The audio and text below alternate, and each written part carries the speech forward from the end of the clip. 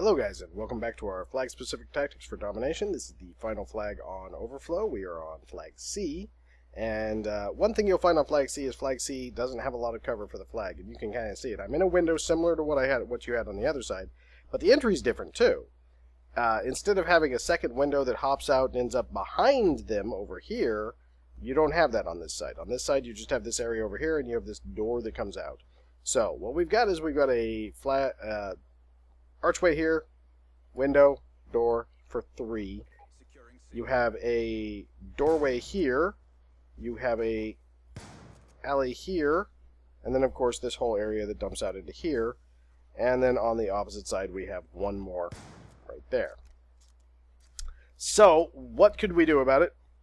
Our car, unfortunately, served us no purpose. The only place you could take it was out in the open.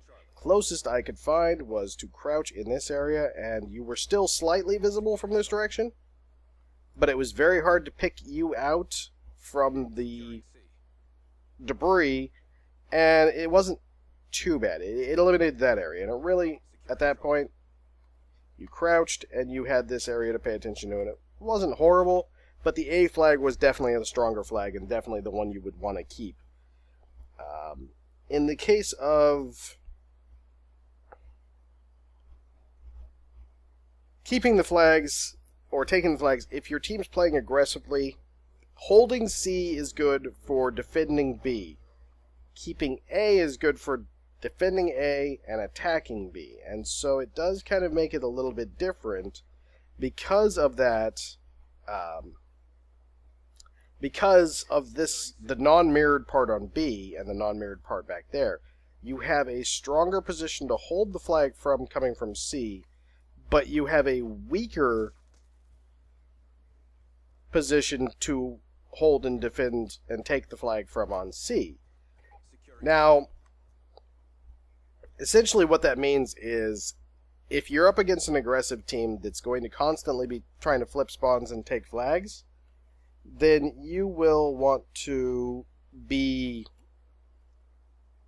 holding A. But if you're against a fairly passive team, or your team is just really good and is keeping them down, keep C, because C is harder to take, but that also plays against your opponents. There's no cover for them to take it there from. A's easier to defend, but it's also slightly easier to take because you have cover taking it. So if they're not aggressive and they're not flipping spawns and they're just staying with their spawn, you want C. It's easier to defend B from there. You only have to take B once at that point. You get a guy over here with an LMG, assault rifle, take guys out of that window, take guys coming over the van, come over here, do the same over here. You so much stuff you can pillar off of and make yourself completely, give yourself more cover than they have. Also, additionally, as I showed on the other side, there was that place where you could get the snipers. And you can do the same over here from the boat. Now, of course, the KSG will not hit there, so I guess if you're a KSG user, you're just going to have to rocket him.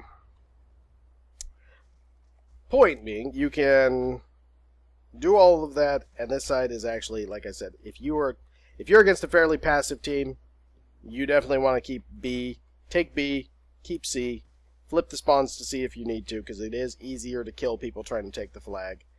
But if you are on a team that is just absolutely aggressive and is flipping the spawns constantly, and you need to defend those spawns, again, oh sorry, that was actually the one, yeah, C. If you're on a passive team, though, and the team isn't flipping the spawns that much, and they're not pushing that hard, and they're mostly focusing on B, well, then take A, because A is genuinely the easier one to take.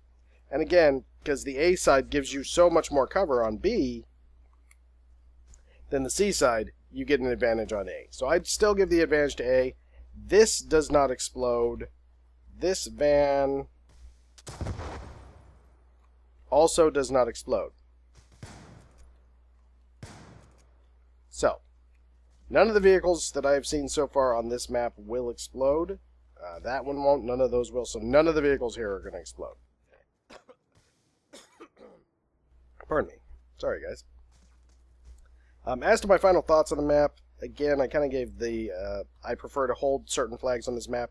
The only sort of secret-ish spot I've seen is just not well traveled. It was back here. You can kind of drop down here, and there's a walk path down here. And that can kind of get you around. If they've been heavily aggressive in these buildings, that can kind of get you around and take you to A through with very little exposure to your side over there. And you know, obviously in a custom game, I'm not going to look. You go out here, come up. Here's the window.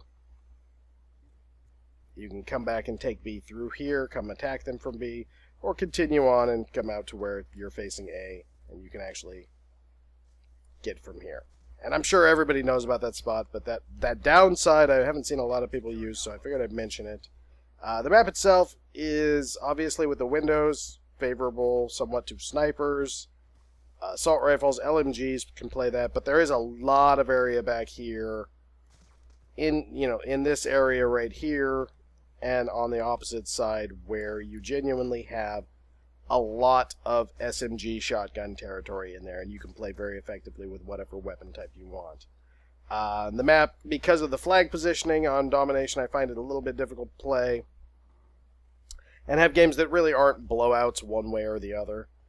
One thing I will say about the map, though, is it is a very, very nice looking map. The design on it is very nice.